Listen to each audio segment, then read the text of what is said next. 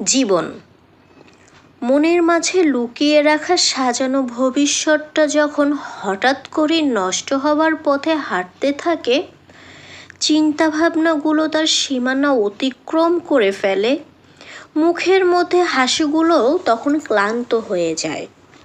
দিন আর রাতের গতি বোঝার ক্ষমতাটাও মন থেকে হারিয়ে যায়। দু চোখ ভরে দেখা স্বপ্নগুলো নিমিষেই বিলুপ্ত হয়ে যায়। চোখের সামনে সব কিছু স্থির হয়ে যায়। বেঁচে থেকেও নিজেকে মৃত মনে হয়, ঠিক যেন জীবন্ত লাশ। কারো জীবন কখনো কারো পরিকল্পনা মতো চলে না।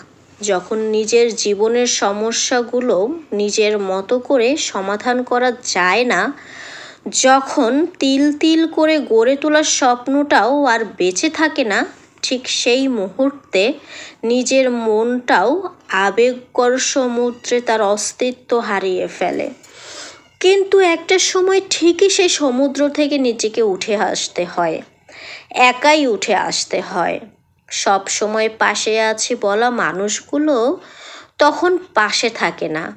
নিজের সমস্যার মোকাবেলা সবসময় নিজেকেই করতে হয় এবং ভবিষ্যতেও করতে হবে।